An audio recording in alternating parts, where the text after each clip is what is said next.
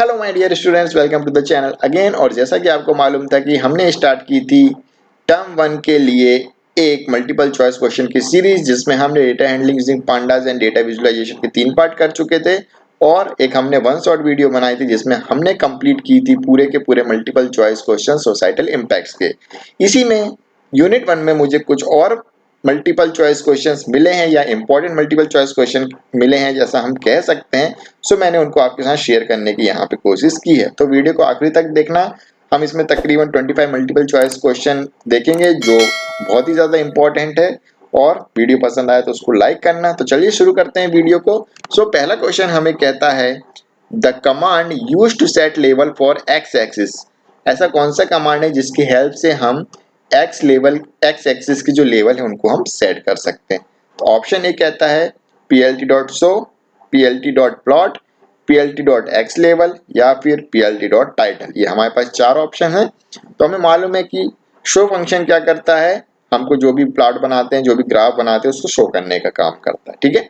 इसके बाद plt.plot, plot function क्या करता है, वो ग्राफ बनाने में हेल्प करता है कि किस प्रकार का ग्राफ बनाना है, उसमें हम पैरामीटर दे देते हैं, उस प्रकार का ग्राफ बना के दे देता है। इसके बाद plt.xLevel, ये हमारा करेक्ट आंसर है क्योंकि हम plt.xLevel से क्या कर सकते हैं, जो भी x एक्सिस की लेवल है उनको सेट कर सकते हैं। और इसके बाद जो डी ऑप्शन दिया हुआ है इसमें वो है plt.title, इसकी हेल्प से हम ग्राफ का टाइटल देते हैं। तो करेक्ट आंसर क्या है हमारा इसका करेक्ट आंसर हमारा बनता है ऑप्शन सी plt.xLevel। ठीक है। इसी में एक और क्वेश्चन बनता है, हम चाहें तो बना सकते हैं अभी यहीं पे बैठे बैठे, कि यदि हमें y एक्सिस के लेवल सेट करने तो हम कौन सा फंक्शन यूज करेंगे, plt.yLevel। ठीक है। तो ये क्वेश्चन मैंने बता दिया, एक इसी का अल्टरनेट क्वेश्चन बन जाएगा। ठीक है। तो ये दोनों ही क्वेश्चन इंपॉर्टेंट है कि x लेवल आ जाए या फिर y लेवल आ जाए तो हम किसकी हेल्प से सेट करते हैं, या x एक्सिस की लेवल आ जाए या y एक्सिस की लेवल आ जाए, इस तरीके से भी क्वेश्चन आता है तो हम क्या यूज करते हैं,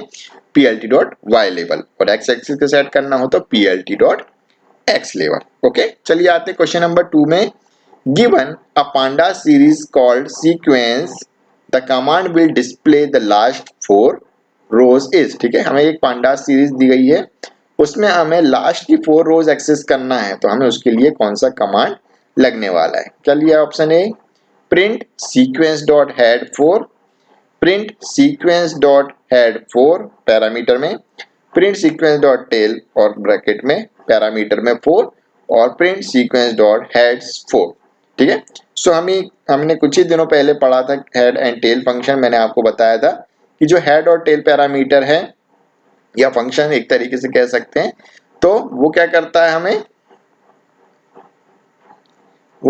यहाँ पे एक ब्रैकेट कम है, वो क्या करता है, हेड और टेल, जो हेड होता है हमारा, जो हेड पैरामीटर होता है वो क्या करता है, हेड से क्या करता है, नंबर ऑफ रोज हमको निकाल के दे देता है। और टेल फंक्शन क्या करता है, बॉटम से हमको जितनी हम number of rows as a parameter देते हैं उतनी हमको क्या करता है, निकाल कर दे देता है। सो यहाँ पे क्या पूछा गया है, लास्ट की 4 रोज हमको क्या चाहिए, डिस्प्ले करना है, तो हम क्या यूज करेंगे, टेल फंक्शन। ठीक है, या टेल एट्रीब्यूट। तो हम क्या करने वाले हैं, इसका करेक्ट आंसर एक ही है, टेल एट्रीब्यूट। सो इसका करेक्ट आंसर हमारा क्या बनता है, प्रिंट सीक्वेंस डॉट टेल। ठीक है। इसके अलावा हेड किसी में भी नहीं है, हेड फंक्शन से हम ऊपर की वैल्यूज लेकर आते हैं, इसलिए हमें कहां से लेकर आना है, लास्ट 4 रोज, इसलिए इसका आंसर क्या होता है, सीक्वेंसेस डॉट टेल फंक्शन। ठीक है। सो ये हो गया हमारा क्वेश्चन नंबर 2। नेक्स्ट क्वेश्चन है हमारा, given the following series S1 and S2। ठीक है। हमारे पास 2 सीरीज दी गई है, S1 और S2। अब हमें क्या करना है, write the command to find the multiplication of S1 and S2। तो हमें बताना है कि S1 और S2 का मल्टीप्लिकेशन चाहिए, तो हम कौन सी कमांड यूज करने वाले हैं। ठीक है। तो ये हो गया हमारा। सो ऑप्शन से हमारे पास print S1 plus S2, print S1 minus S2, print S1 star S2 या प्रिंट S1 स्लैश S2। तो हमें मालूम है मल्टीप्लाई करने के लिए हम कौन सा ऑपरेटर यूज करते हैं, स्टार ऑपरेटर। ठीक है। तो मल्टीप्लिकेशन करना है हमें, तो हम क्या करेंगे, इसका आंसर क्या लिखने वाले हैं, star print S1 star S2। ठीक है। और इसके मल्टीपल चॉइस क्वेश्चन बन सकते हैं बहुत सारे। मल्टीपल्स यानी कि एडिशन करने के लिए हम क्या यूज करते हैं, S1 प्लस S2। यदि हमको 2 सीरीज को डिफरेंस चाहिए तो हम S1 माइनस S2 करते हैं, और 2 सीरीज को डिवाइड करना है तो हम S1 डिवाइडेड बाय S2 करते हैं, ठीक है। इसके अलावा एक और चीज क्या होती है कि हम मल्टीप्लाई किससे कर सकते हैं, किसी नंबर से कर सकते हैं, डिवाइड भी किसी नंबर से कर सकते हैं, ठीक है। सो ऐसा भी हम कर सकते हैं, हमने पढ़ रखा है। अब आते हैं क्वेश्चन नंबर 5 पे। Which module of matplotlib library is required for plotting of graph, ठीक है, प्लॉटिंग ग्राफ, ठीक है, ग्राफ कर देता हूं कि हमको कौन सा मॉड्यूल लगता है किसी भी ग्राफ को बनाने के लिए, प्लॉट मॉड्यूल, पाई प्लॉट मॉड्यूल, मैथ मॉड्यूल या इनमें से कोई नहीं, नन ऑफ द अबव। सो हमें मालूम है जब भी हमें कोई भी ग्राफ बनाना रहता है तो हम किस मॉड्यूल को इंक्लूड करते हैं, import matplotlib dot pyplot S PLT। तो हम क्या करते हैं उसमें डॉट जो पाईप्लॉट लिखते हैं उसका मतलब क्या है, हम पाईप्लॉट जो हमारा मॉड्यूल है उसको क्या कर रहे हैं, इंक्लूड कर रहे हैं। तो यही हमारा करेक्ट आंसर है ऑप्शन बी, पाई प्लॉट, ठीक है। So the option B is the correct answer of question number 4।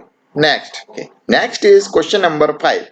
In a data frame axis equal to 0 represents the blank element. हमें बताना है कि यदि एक्सिस इक्वल टू 0 लिखते हैं तो वो कौन से एलिमेंट्स को रिप्रेजेंट करता है, row element, column element, both rows and column element या नन ऑफ द अबव, इनमें से कोई नहीं। सो मैंने आपको बहुत बार बताया होगा कि जब भी हम एक्सिस इक्वल टू 0 लिखते हैं तो वो किसको रिप्रेजेंट करता है, रो एलिमेंट्स को रिप्रेजेंट करता है, ठीक है। और मैंने शॉर्ट ट्रिक भी बताई है इसकी, जब भी हम 0 बोलते हैं तो उसमें साथ में क्या स्वर निकलता है, 0, यानी कि रो को वो रिप्रेजेंट करेगा। तो इसकी शॉर्ट ट्रिक हो गई, तो एक्सिस इक्वल टू 0 इज 0, ठीक है। तो आंसर क्या हो गया इसका, axis equal to 0 represents row element, ठीक है, this is the correct answer. Next 6th question. In a data frame axis equal to 1 represents the blank element. कि अब एक्सिस इक्वल टू 1 यदि लिखा हुआ है तो वो कौन से एलिमेंट को रिप्रेजेंट करता है एक डेटा फ्रेम में।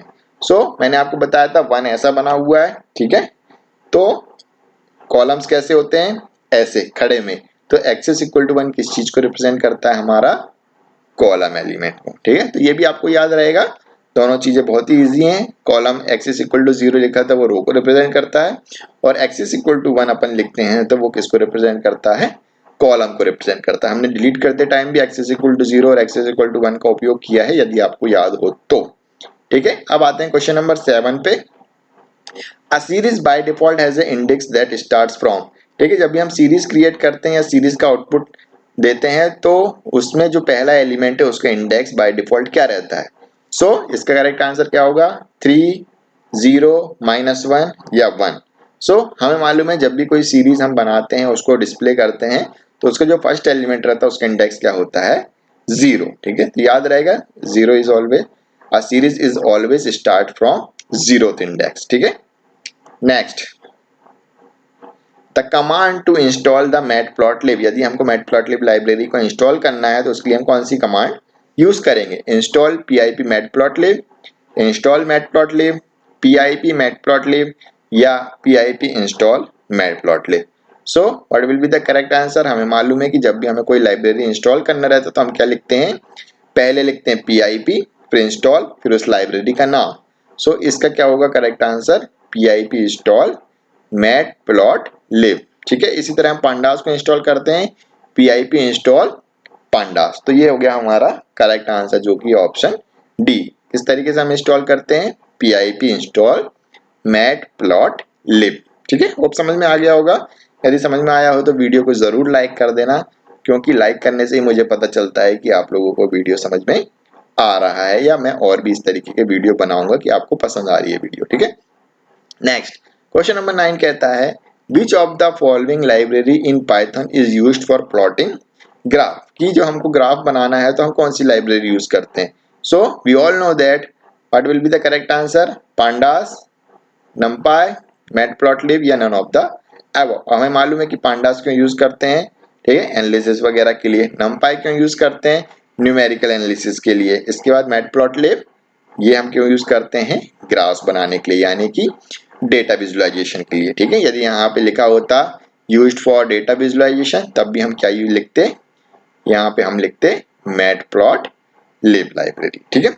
The answer of question number 9 is matplotlib. Okay, next question, which of the following command is use to install pandas. अब आपको पांडास इंस्टॉल करना है तो हम क्या यूज करेंगे, pip install pandas, install pandas pip install pandas या pandas install pip। So what will be the correct answer, option A, no, option A is not a correct answer, क्योंकि यहाँ पे क्या हुआ है, पी कैसा लिखा हुआ है, कैपिटल्स में लिखा हुआ है। ठीक है, तो हमेशा याद रखोगे हमारा आंसर कैसा होगा, जिसमें सारे के सारे अल्फाबेट कैसे होंगे, स्मॉल लेटर्स में होंगे। So what will be the correct answer, option C, क्योंकि ये क्या है, पीआईपी इंस्टॉल पांडास। और हमें मालूम है किस तरीके से इंस्टॉल करते हैं कोई भी लाइब्रेरी को, पहले पीआईपी लिखते हैं, इंस्टॉल लिखते हैं, फिर लाइब्रेरी का नाम लिखते हैं। Next is question number 11, which of the following are module और लाइब्रेरीज इन पाइथन। हमें बताना है कि इनमें से कौन सा एक मॉड्यूल या लाइब्रेरी है पाइथन में, नमपाई, पांडास, मैटप्लॉटलिब या ये सारे। सो हमने सभी लाइब्रेरीज के बारे में पढ़ा है। नमपाई हमने क्लास 11 में पढ़ा था, पांडास हम यूनिट 1 में पढ़ रहे थे, और यूनिट 1 में ही हम मैटप्लॉटलिब भी पढ़ रहे, यानी कि 11th के बाद हमने क्लास 12 में क्या पढ़े, पांडास और मैटप्लॉटलिब। ये क्या है, हमारे पाइथन लाइब्रेरीज ही हैं। ठीक है, तो ये क्या है, इसका करेक्ट आंसर क्या होगा, which of the following are modules और लाइब्रेरी, कौन से होते हैं, ये सारे ही होते हैं। सो इसका करेक्ट आंसर क्या है, all the above. Next is question number 12।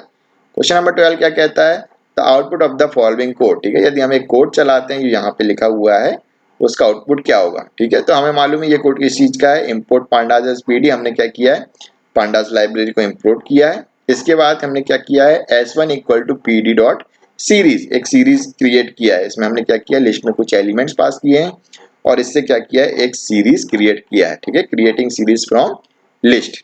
अब हमने क्या किया, उस प्रिंट क्या कर दिया है, प्रिंट कर दिया है उसी सीरीज को with the help of that s1।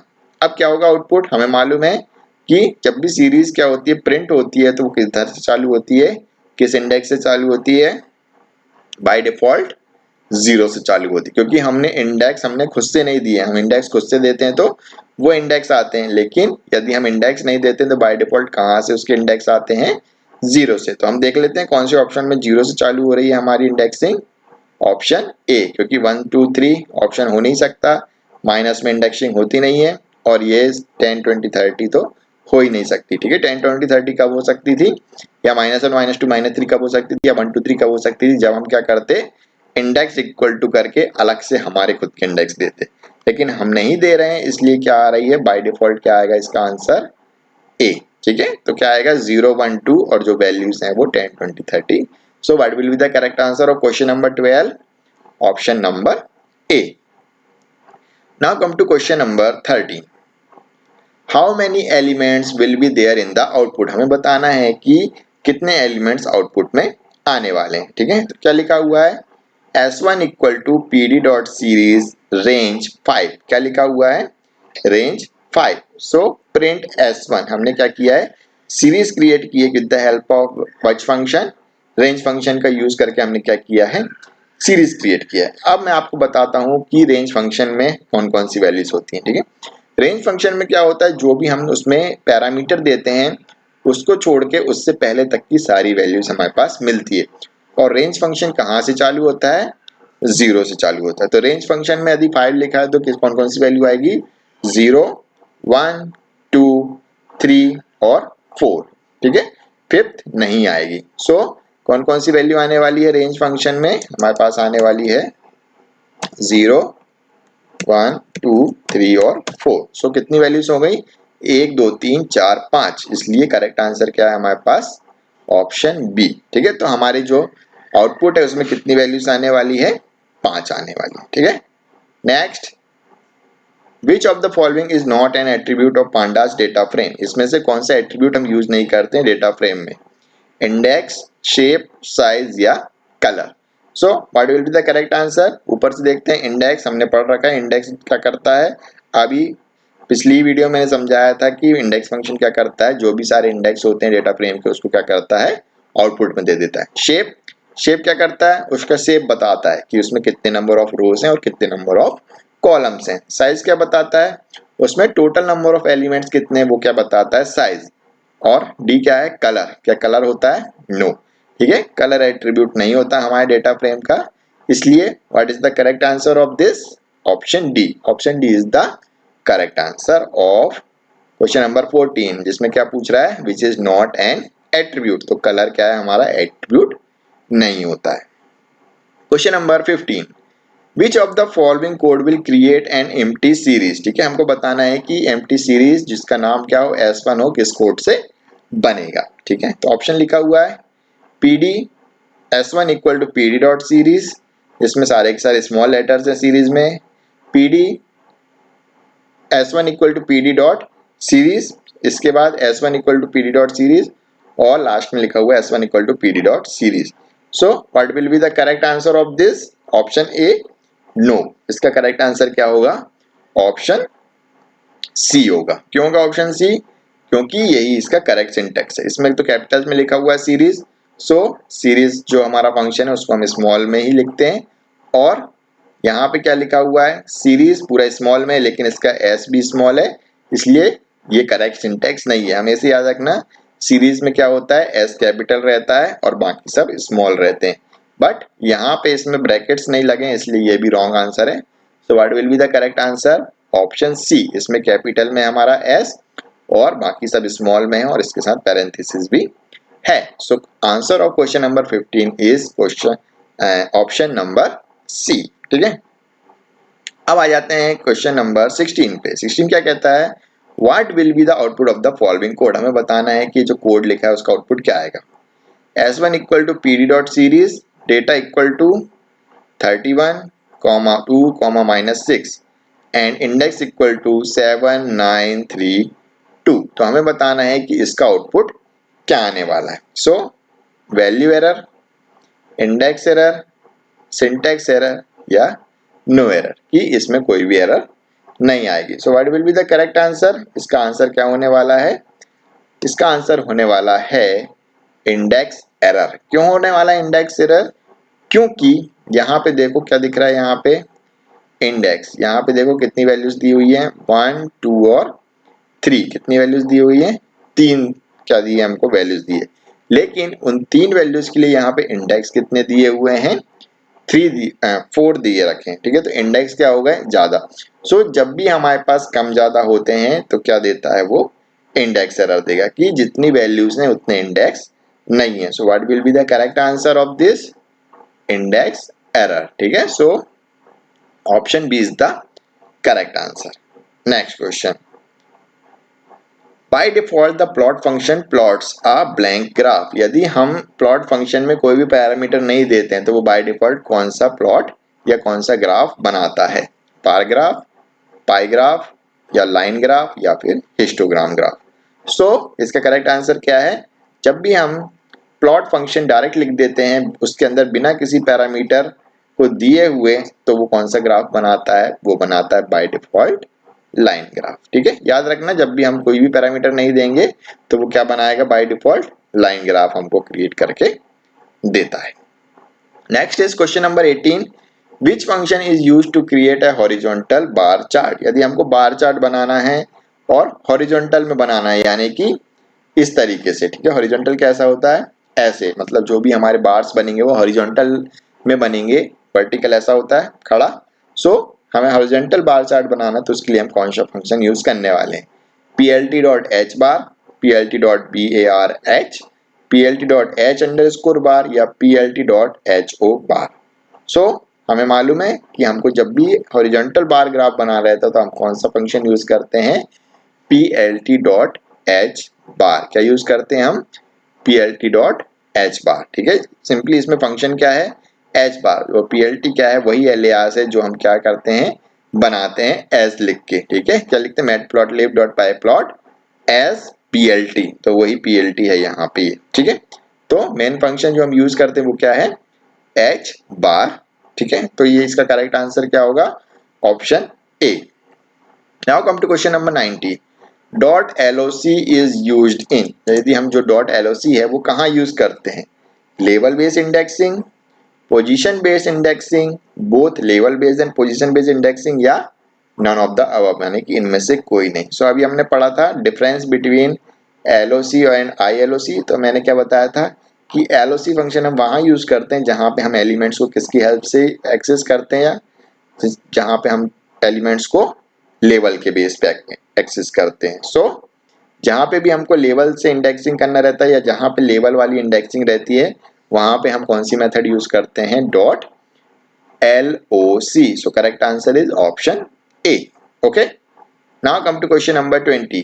ILOC is used in. अब ILOC के बारे में पूछा गया है कि जो ILOC है वो हम कहाँ यूज करते हैं। Option A level based indexing, option B position based indexing, option C both level and position based indexing, या नन ऑफ द अबव। सो इसका करेक्ट आंसर क्या होगा कि आप लोगों को बताना है कमेंट करके, मैं नहीं बता रहा हूं। Now come to question number 21। In pandas the function used to delete rows और कॉलम। हमें बताना है कि वह कौन सा फंक्शन है जिसकी हेल्प से हम क्या कर सकते हैं, रोज या कॉलम को डिलीट कर सकते हैं। ठीक है, in data frame. So what will be the correct answer, delete, drop, del या रिमूव। सो हम कौन सा फंक्शन यूज करते हैं, हम यूज करते हैं ड्रॉप फंक्शन। चाहे हमें रो डिलीट करना हो डेटा फ्रेम की या कॉलम डिलीट करना हो, हम कौन सा फंक्शन यूज करते हैं, ड्रॉप फंक्शन यूज करते हैं। हमने किया हुआ है, यदि हमें रोज डिलीट करना है तो हम एक्सिस इक्वल टू 0 करके कर देते हैं, और कॉलम डिलीट करना रहता है तो हम एक्सिस इक्वल टू 1 करके कर देते हैं। ठीक है, so answer of question number 21 is option B. Next is question number 22. When we create data frame from list of dictionary, then dictionary key will become। कि जब भी हम क्या करते हैं, डेटा फ्रेम बनाते हैं लिस्ट ऑफ डिक्शनरी से, तो जो की होती हैं वो हमारे डेटा फ्रेम की क्या बनते हैं। ठीक है, कॉलम लेवल बनते हैं, रो लेवल बनते हैं, या कॉलम लेवल या रो लेवल दोनों बन जाते हैं, या इनमें से कोई नहीं। सो इसका करेक्ट आंसर क्या है, मैंने कई बार बताया है कि जब भी हम डिक्शनरी ऑफ लिस्ट से बनाते हैं डेटा फ्रेम, तो जो की रहती है वो क्या बनती है, हमारी कॉलम की लेवल। क्या बनती है, हमारी कॉलम की लेवल्स। ठीक है, तो याद रहेगा जब भी हम की लिखते हैं तो उसको क्या बनते हैं, कॉलम के लेवल। दोनों को याद रख लो, की भी का से आता है और कॉलम भी किससे आता है, का से आता है। तो की क्या बनते हैं, कॉलम बनते हैं। अब कभी नहीं भूलोगे जिंदगी में, का फॉर कॉलम, का फॉर की। ठीक है, सो याद रखना, the answer of question number 22 is option A. To plot X, अब आते हैं क्वेश्चन नंबर 23 पे। To plot X versus Y we can write blank PLT is an alias for. ठीक है, PLT हमारा एलियास है, तो हम यदि एक्स वर्सेस वाई का प्लॉट बनाना है तो हम कौन सा फंक्शन यूज करेंगे। So option A PLT dot plot Y comma X, PLT dot plot X, PLT dot plot X comma Y, या PLT dot plot Y. So बहुत ही सिंपल है, हमें सिंपली क्या देना पड़ता है, PLT डॉट प्लॉट, और उसमें हम क्या करते हैं, दोनों जो हमारे एक्स और वाई है वो हम एज अ पैरामीटर पास कर देते हैं। So option C is the correct answer. ठीक है, याद रहेगा। Now come to question number 24. To display the third and fourth and fifth column from the sixth and ninth row of a data frame we can write। ठीक है, यदि हमको third, fourth और fifth column चाहिए sixth और ninth रो से सिर्फ एक डेटा फ्रेम की, तो हमें कौन सा कोड लगेगा। पहली चीज तो ये कि हम क्या यूज कर रहे हैं, नंबर्स यूज कर रहे हैं, यानी कि इंटीजर्स यूज कर रहे हैं। तो सीधी बात है कि हम LOC मेथड का यूज नहीं करने वाले हैं। ठीक है, क्योंकि हम LOC मेथड यूज नहीं करते हैं, ना तो कर सकते हैं। ठीक है, सो क्या बचा हमारे पास, ILOC। ठीक है, तो ऑप्शन सी और ऑप्शन डी में से ही एक करेक्ट आंसर है। अब मैंने आपको बताया था कि जब भी हम हमारे ILOC मेथड में क्या यूज करते हैं, नंबर्स यूज करते हैं, या कहीं पे भी हम न्यूमेरिक वैल्यूज यूज करते हैं, तो जब भी हम क्या बोलते हैं, कॉलन लगा के वैल्यू देते हैं या एंड पैरामीटर देते हैं, तो एक पहले तक की वैल्यू आती है। ठीक है, ये भी हमें पता है। अब हमें क्या चाहिए, थर्ड, फोर्थ और फिफ्थ कॉलम। अब हमें मालूम है कि जो पहला पैरामीटर होता है वो क्या कहलाता है, रो, और दूसरा क्या पैरामीटर कहलाता है, कॉलम। ठीक है, तो रो हमें चाहिए थी सिक्स्थ टू नाइन्थ, तो सिक्स्थ से नाइन्थ तक कौन सी देने वाला है, ये नहीं, इसमें कौन सी आएगी, सिक्स्थ आएगी, सेवंथ आएगी, एट्थ आएगी, नाइन्थ नहीं आएगी, क्योंकि नाइन्थ क्या होती है, एक्सप्लिसिट होती है। जो नाइन्थ वाला होता है एंड पैरामीटर रोज का, वो इंक्लूड नहीं होगा। तो इसका करेक्ट आंसर क्या होगा, 6:10। और रो भी चाहिए कहां से कहां तक, 3 4 5, 3 आएगी तो 3:6 लिखा है तो 3 भी आएगी, 4 भी आएगी और 5 भी आएगी। इसलिए इसका करेक्ट आंसर हमारे पास क्या आता है, ऑप्शन सी। ठीक है, तो ये रहा हमारा correct answer. So this is the last question of this PDF.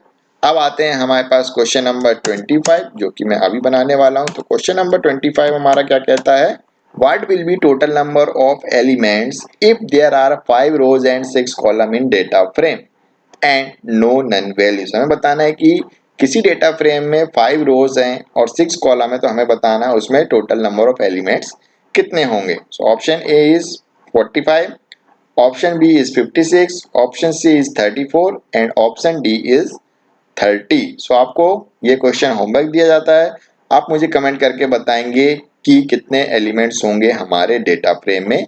यदि उसमें 5 रोज हैं और 6 कॉलम है और एक भी वैल्यू कैसी है, नो नन, यानी कि खाली नहीं है। ठीक है, सो यहाँ पे खत्म होती है हमारी एमसीक्यू की पार्ट 4। इसके बाद हम लाएंगे पार्ट 5। सो मिलते हैं नेक्स्ट वीडियो में। नेक्स्ट वीडियो तक के लिए goodbye and take care. और यदि चैनल को सब्सक्राइब नहीं किया है तो चैनल को सब्सक्राइब कर देना, और वीडियो अभी तक लाइक नहीं किया तो वीडियो को लाइक करना और अपने फ्रेंड्स के साथ शेयर करना। मिलते हैं नेक्स्ट वीडियो में। नेक्स्ट वीडियो तक के लिए goodbye and take care.